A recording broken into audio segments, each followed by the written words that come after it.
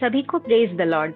आज हम देखेंगे कि शाऊल ने कैसे परमेश्वर की आज्ञा का पालन नहीं किया और वह राजा के रूप में अस्वीकृत हो गया। जब परमेश्वर ने शाऊल का अभिषेक किया, वह अनेक देशों के विरुद्ध युद्ध जीतता गया।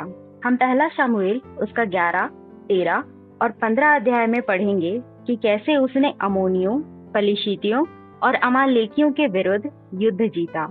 और पहला शमूएल 15 उसका 2 से 3 में हम ये देखेंगे कि परमेश्वर ने शमूएल के द्वारा शाऊल को यह आज्ञा दी कि परमेश्वर अमालेकियों को दंड देने जा रहा है, इसलिए शाऊल अमालेकियों के विरुद्ध युद्ध करे और जो सब कुछ उनका है उसे नष्ट कर दे। क्या पुरुष, क्या स्त्री, क्या बच्चा, क्या दूध पीता, क्या गाय बैल, क्या भेड़ बकरी, क्या ऊंट, क्या गदहा, सबको मार डाले।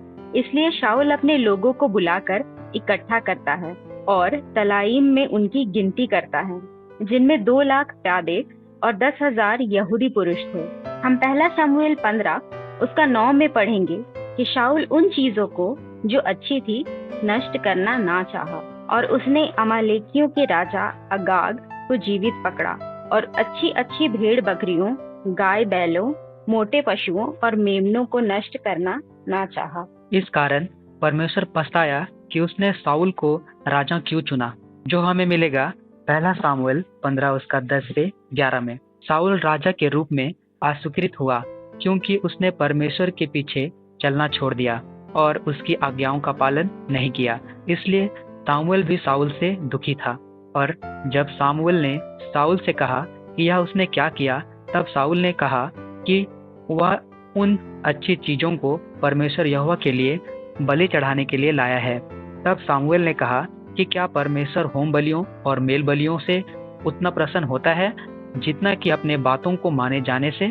और क्योंकि शाऊल ने यहोवा की आज्ञा को नहीं माना, इसलिए परमेश्वर ने शाऊल को राजा होने के लिए तुच्छ जाना।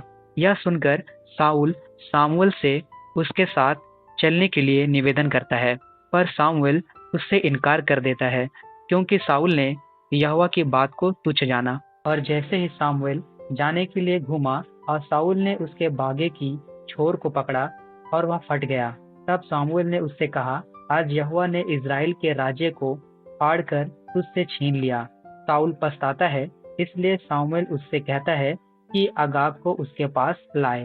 तब शमूएल अगाग को गिलगाल में यहोवा के सामने टुकड़े टुकड़े कर देता है।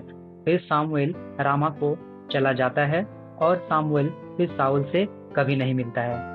तो आज हमने सीखा कि जब परमेश्वर हमारे साथ रहता है हम जयवंत होते हैं और वह हमें बताता है कि हमें क्या करना है। और जो परमेश्वर के चुने हुओं को कष्ट देता है, परमेश्वर उनको दंड देता है। और जब हम परमेश्वर की आज्ञा को नहीं मानते, तब हमारा रिलेशनशिप उसके साथ कमजोर हो जाता है। इसलिए परमेश्वर चाहता है कि हम उसके आज्ञाओं को माने। आशा है कि आज आपने शाऊल से कुछ सीखा होगा। वीडियो देखने के लिए थैंक यू। प्रभु आप सभी को आशीष दे। मिलते हैं अगले वीडियो में।